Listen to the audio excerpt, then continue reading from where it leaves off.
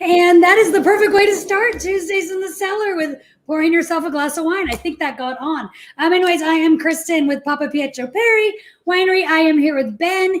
He's catching up because I'm already there. And today we decided to go deep in the cellar, and we opened up 2012 Mukaida. So our Mukaida vintage of the 12. Unfortunately, we are sold out of the 2012. Heck, we're sold out of the Mukaida, but thought it'd be fun to reach in our cellar and grab this. So couple things with Mukaida. What the heck is Mukaida? First of all, you say it like that, Mukaida. What is Mukaida, Ben? Mukaida is the name of the actual vineyard that we didn't know when we first started working with. It was Randy Peters we met, and we just took for granted without really talking to him about, we just called it Peters Vineyard. And we didn't know it wasn't Peters Vineyard till this very small Japanese man came in a real big truck to deliver grapes. And then let me give you a picture of him really quick. Yeah, please. That's Tom. Did I do it? Well, there he is. There's Tom. It's hard to tell from there. He looks like a tall man, but he wasn't. And so he came with this big truck, and this little guy came and delivered the grapes. He didn't know that.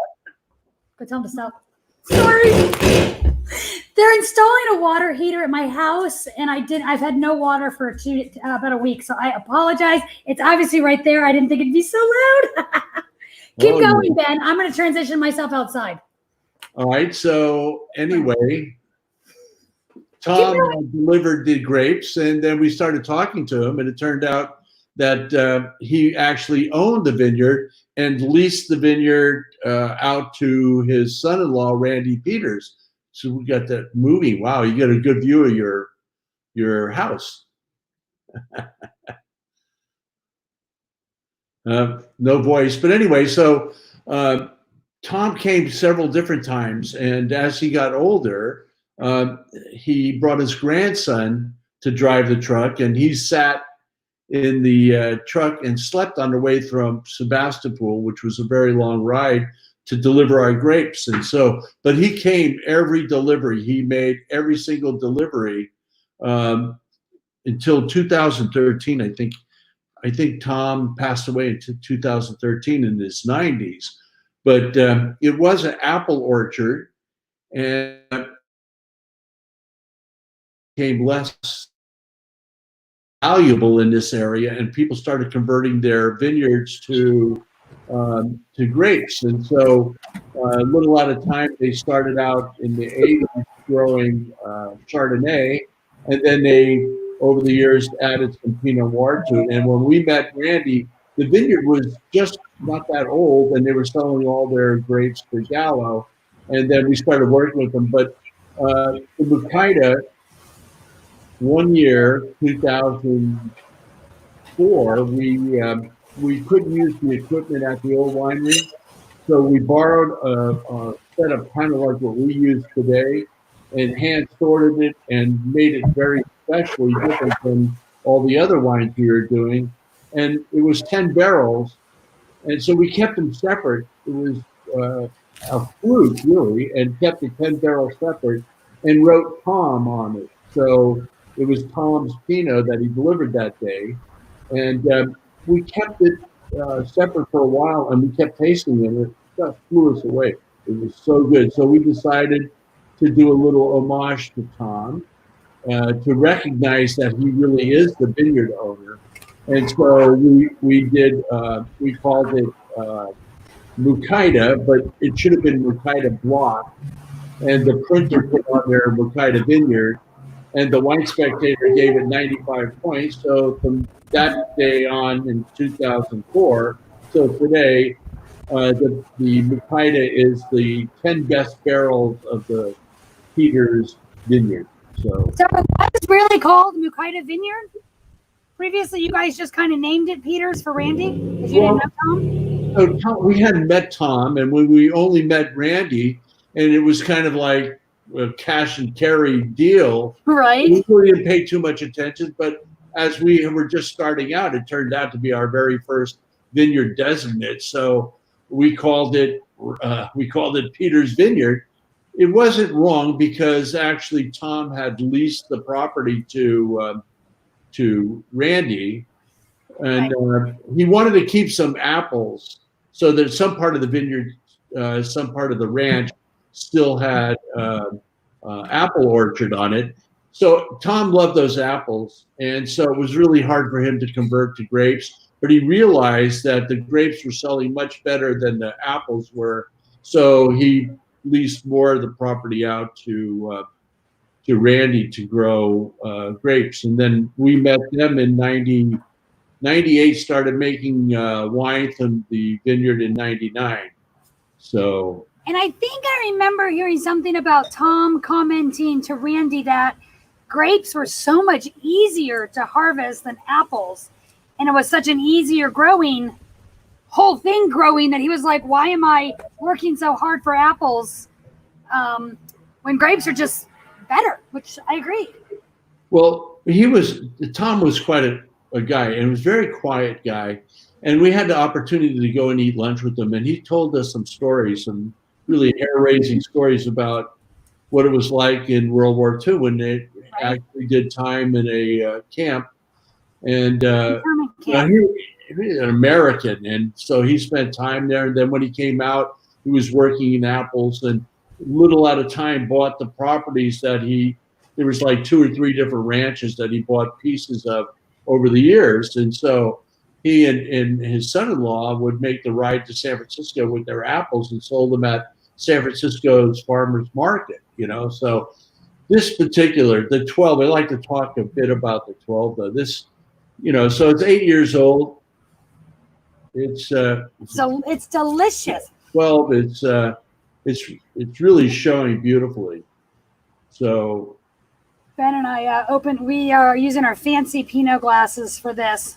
Yeah, it's like, on the palate, you just on the nose, right off the bat, you get this almost bacon, roasted bacon, smoked bacon, and then the pie spices.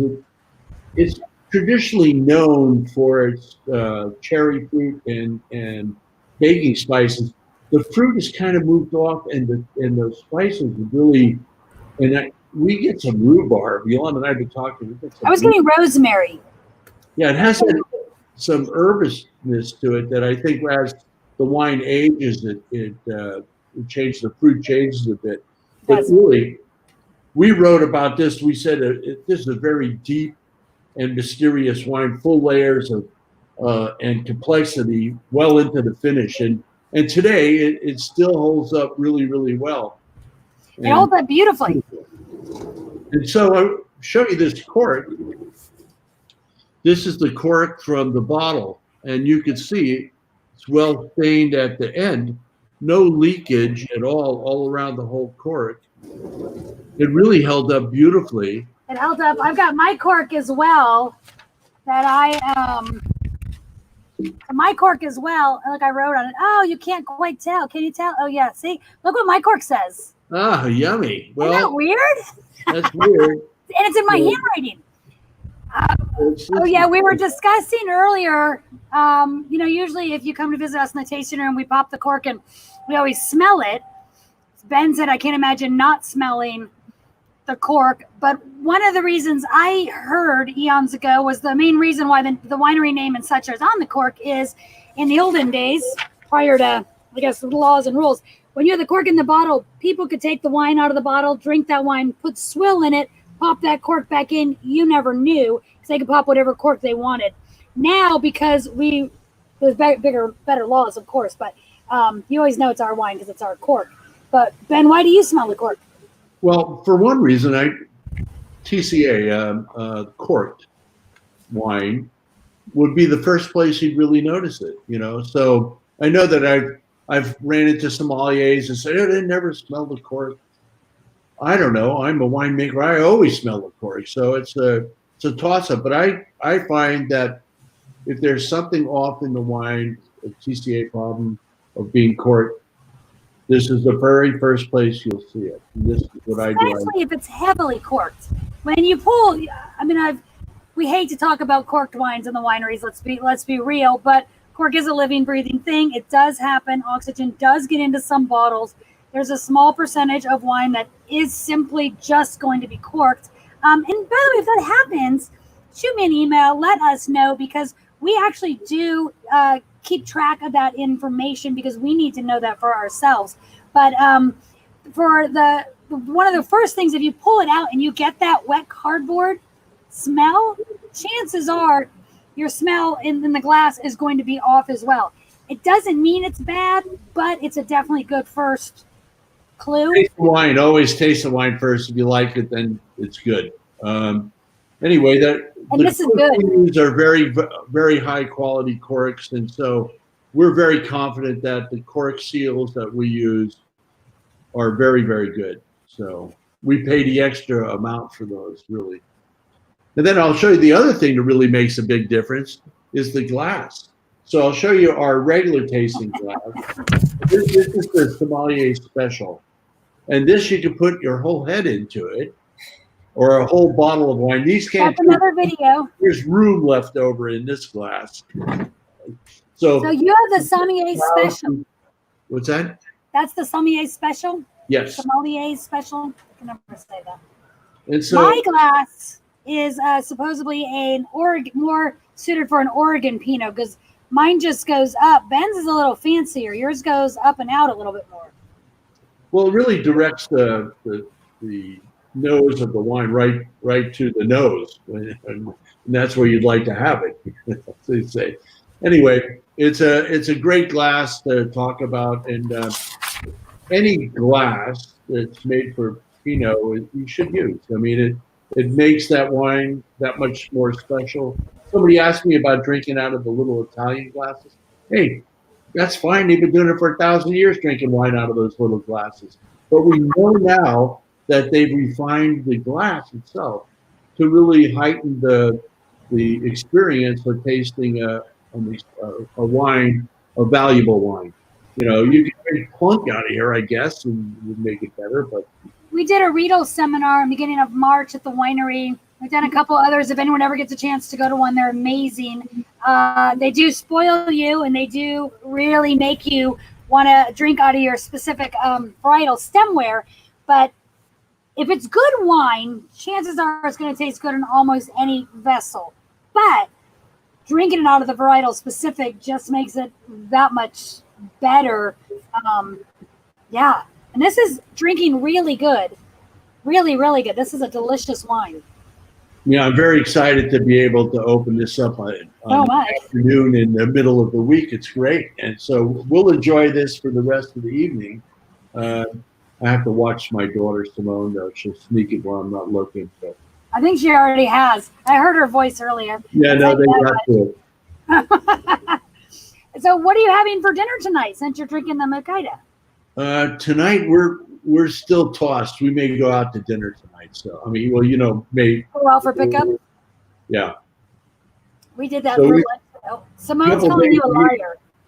A couple days a week we've been cooking for the kids. So, you know, this may be our great escape tonight. We'll just order something out. But you're going to order it out and eat in your car so nobody sees you?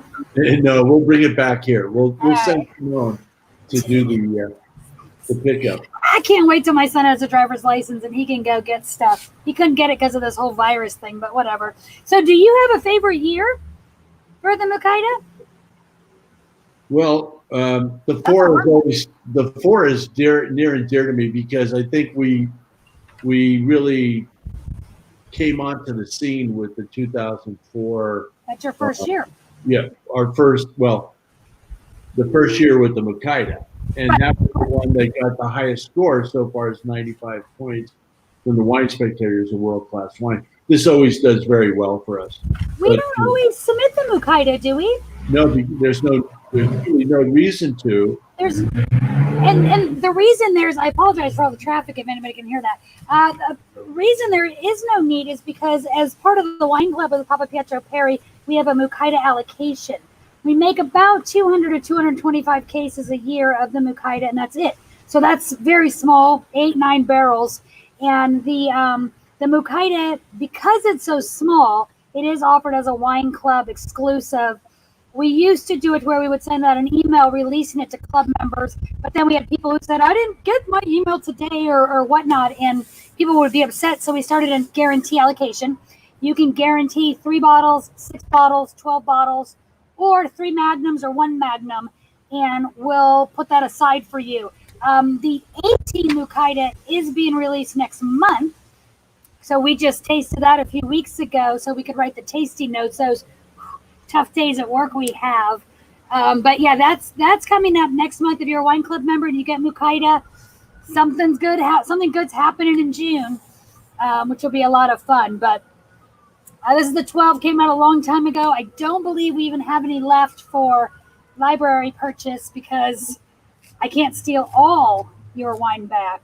No, it won't be good if you tried. No, yeah. I won't be on these anymore. I'll tell you that much. But I could say this still has time to go, and I think maybe the Wine Spectator said 2022, or and this was a long time ago. They don't normally give wines more than 5 years. If you look at all their write-ups, it's usually 4 to 5 years from the time they review it. And so they gave it a lot of years. And so I think it has shown that it has no problem aging.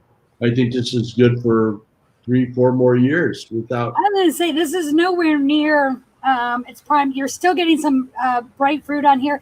What I do get a lot of times with our older vintages is there's a smoothness to them. The acidity tends to blend in a little bit, and so you don't get that big bite right here when you're drinking it, but it's just the smooth velvetyness to the wines that I love. I will say Frankie's on here right now, and Frankie, if you're going to order wine, today is the day. I saw you already ordered some, but order more. Can't go wrong with that. You watch Frankie; he always has an older Papapietro Perry wine. Along with he drinks a lot of nice wines, that guy. He does know his wines. Karen's on, Bob's on. I'm loving it. I say Dan's on, but of course he is. He's right here. Lorraine loves your cork, Ben. Thank you. Jonathan's on. We love you, Jonathan. You're great. Any Father's Day sales? Hey, we're not done with Mother's Day yet. Hold your horses. We get the week. Do we make a rosé? Of course we do a rosé of Pinot Noir. Is Zinfandel, Russian River, or Dry Creek? Dry Creek. Just hit up a couple of those questions really quick. Let's see. This is one of my favorite questions. So the Mukaida is a blend of the top 9 barrels-ish of Peter's Vineyard. Traditionally tends to seem to be a blend of the 777 and Pomard. We also get 115 from Peter's, and I think last year, 2017, had a good amount of 115 in it instead. But what do you consider a good barrel, the best barrel? What does that mean to the winemaker? Well, after tasting the lot, and we have to taste a lot. A lot of the lot. So we might have 40 barrels or more of that of Peter's. And so we kind of assign barrels to the fruit as it comes in. During fermentation, we know kind of the smells and the way the fermentation goes about how we're going to assign the juice to barrels. So we've kind of done one selection already, moving it to barrels that we think our best wine should go in. And that's usually newer or new French oak. We use 100% French oak. I use 98% Francois Frères and, a small amount of Loire, my backup cooper.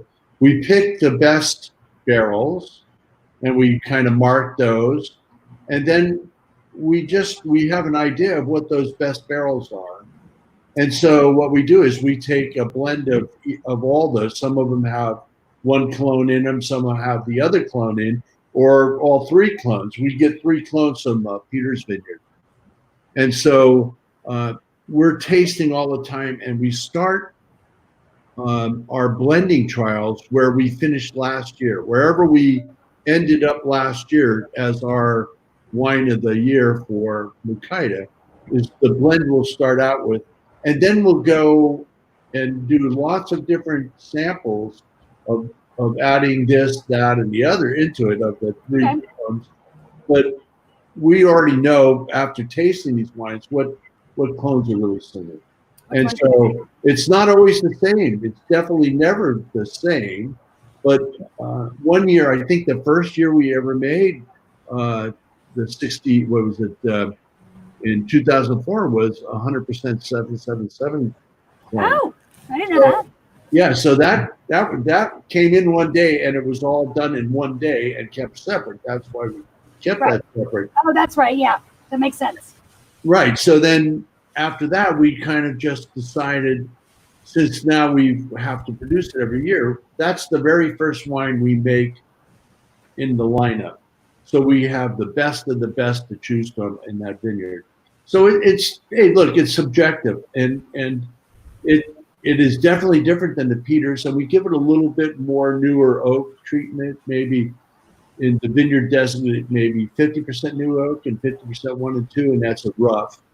And then the Mukaida could be as much as 90 or 100% new oak, depending on the numbers in the wine, how the acidity and the pH and that.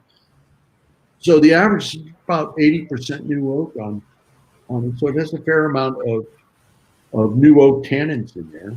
Okay. And we look for the clones that have the best acidity.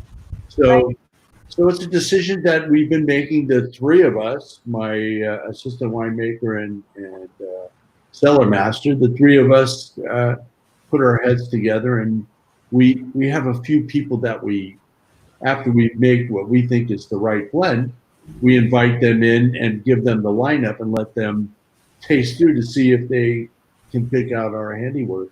And it's funny. I know in the case of Dan and I in the back office, we'll be sitting there working, and Ben will come in with a glass of wine and just hand it to us and go, "What do you guys think?" Which is actually one of the best parts of the job, without a doubt. Ron is asking as well, how does Mukaida name fit into the wine's production? Not positive if you're asking where. The first wine, it's the very first wine we make, the first blend that we make. So before we start anything, the first wine we do is the Mukaida, and then we move down and do the two clonal wines, the 777 and Papapietro, because that way we're picking the best of those vineyards. We're picking what we consider, and it's very subjective. It's my palate basically, and so if it doesn't pass muster with me, it don't go anywhere. So I have to like it first before we decide to do any of it. So, and if you don't like it, Ben will just drink it all. Yeah, it's a win-win. That's, for me, it's a win-win. But anyway, once we do the selections of the Mukaida, the two clonal wines, and then we end up doing the vineyard designates on the parts to the left, and we don't use all that part. Some of the older barrels of all the vineyards go into the Russian River. Although in the Russian River, I make sure there's at least a third new oak on the Russian River and Sonoma Coast AVA blends. Right. And I will say, I know for the 18 Mukaida, only reason I know that it's because I'm obviously running the wine club and I'm getting ready for it. We're 70% Pomard, 30% 777 for the 18. Like I said, usually a blend of the two, and so you kind of make those first. I always compared wine in the barrel to children, and you're watching how the wine is changing and evolving over time in the barrel, and sometimes you taste it and you're like, holy cow, this is stellar, this is going to be a doctor, a lawyer, entrepreneur or something. They'll taste another barrel, you're like, well, he's graduate high school. I'd like to tell you that when Tom came to visit to our new location, when we finally moved up to where we're at now at Timbercrest Farms, Tom came for a visit. We had told him that we were going to continue the Mukaida vineyard, the Mukaida block that we were going to do. So Robin and Randy brought Tom up for a visit. He hadn't been to the winery yet, so he came for a walk around, and I handed him an empty Magnum of Mukaida vineyard bottle, and said, Tom, here's a bottle that's going to have your wine in it. We had a bottle that, yeah. Tom grabbed it and he tucked it under his arm and he took the tour with us, which isn't much of a tour, but we showed him around the property and showed him what we were doing. And then it was time to leave. Now, Tom was in his early 90s, late 80s, early 90s. Right. And Tom, let me get that bottle back from you. And he kind of did this. He kind of turned it this way, like he wasn't going to pay any attention. And he was rude asking for it back. I said, Tom, I'll fill that up for you. And he just did another turn. And Robin, his daughter, said, Dad, come on, give him the bottle back, you know. And he really didn't want to. I said, Tom, I'm going to put your wine in there and I'll give you some of these bottles for yourself. Full. Don't worry. No, he wouldn't. He left with that bottle, had his name on it. That bottle today, it's probably in his house that he lived in. On the mantle, he had the empty bottle of Makita Vineyard on it. It had never been full. He was very. I can only say how proud he was. I thought it was the cutest thing ever. But I'm gonna pop up a picture of Tom. So I've been with the winery since 2013. I only met Tom once or twice. This is my memory of seeing Tom because this is how I saw him when he came by. He still was driving the forklift up until the end of the year, right? I think so. He worked until he passed away. I think he got a cold or flu or something, and that it went very quick. But Tom worked his whole life, and like I said, when he wasn't driving the truck, he came with the grapes to make sure that they got there, and he had his grandson drive the truck, and he came at every delivery, and we saw Tom. He was just proud as can be about the quality of the product of his grapes, and so we did. I think we did a pretty darn good job converting. Oh my gosh, you've done a great homage. This is a great homage. And if you come to the winery, if you've been to the winery on our patio, one of our pictures out there is of Tom Makita, because I know not a lot of people know about our Makita because it is so small and limited. It does go directly to Wine Club. We do have a few spots open if you're a Wine Club member and want to get some of that allocation for June. If you're not a Wine Club member, you can become a Wine Club member and also get that allocation come June. But phenomenal wine. We'll also say, this is one of our very limited wines we make. We did make a fun 2016 Cuvée blend. So in 2016, that was going to be our 20th anniversary making wine, something like that. And I challenged Ben to make something with the 16 fruit, so we could do a special bottling for our anniversary. We call it our 20th anniversary Cuvée. And I don't even know if Ben knows what it is anymore versus I don't. I never knew what it was. He doesn't tell me much. Well, if I told you, then you would know. So I'm keeping that to myself. It wouldn't be a secret anymore. Going to wherever I'm going with that. I'm holding it. Well, it was phenomenal. We gave some of our long-term Wine Club members, everyone received a complimentary bottle in one of their shipments. And then we did a fancy anniversary dinner at Bruce and Renee's house, serving that wine. Unfortunately, it's gone. Phenomenal wine. 16 people ask if you're going to make it again. I will give you a little teaser. Every once in a while, we make something special. And we, for one of the things we did special, we did for Pigs and Pinot Cuvée with all the winners, which was a really good one. We've done for the Sonoma County wine auction, the wine barrel auction. We did a very special lot that went to a family in Florida. Ted in Florida, yeah. Ted over in Florida, the Panhandle. We do have one more. I'll give a teaser, special, maybe 14, 15 case lot that will be coming out probably maybe August, September. I'm not sure yet. That's all I'm going to say, though. Just know something's on the horizon, which is exciting. And Ben, don't sell yourself short. All your wines are delicious. All your wines are pretty special. We are coming up to our half-hour mark, so I'm going to let everyone go. But also, today is May 12th. What is May 12th? It's Renee's birthday. It is Renee Perry's birthday. Yeah. So it's her birthday today. Birthday, Renee. Ben, Renee told me you're going to sing to her. No. No. Maybe, but I'll have to be on the telephone when I'll do it personally. I don't want to never put you on the spot. I don't want to break my screen here, so I won't do it on the screen. Well, I have a dog, and he would start howling if I sang. So we're just going to have to go, hey, Renee, we're going to cheers you. Ben, you want to cheers me? Ching, ching, ching, ching. Renee, happy birthday to you. Oh, shoot, I can do that too. Yeah, right? Happy birthday, Renee. Hey, everybody, thank you for joining us. I will tell you, Thursday, Ben and I are going to take a road trip. It's about dang time. We've been 6 months in 6 months. Feels like it. 6 weeks in shelter in place. So we're going to road trip it virtually. We're going to go over to Charles Vineyard in Anderson Valley and Campbell Ranch up in Annapolis. We're going to be tasting the 17s of both of those. So 17 Campbell, 17 Charles. We're hoping that someday we'll open this county up and we can have visitors again, which, we're all trying to be safe and sane.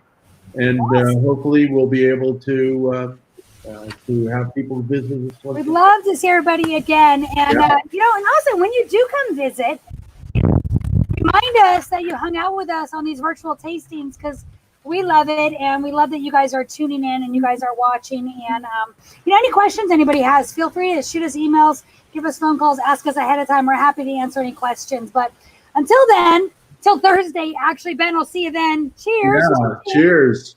Cheers, everybody. Thank you again. And everybody have a fantastic evening, afternoon, wherever it is. Cheers.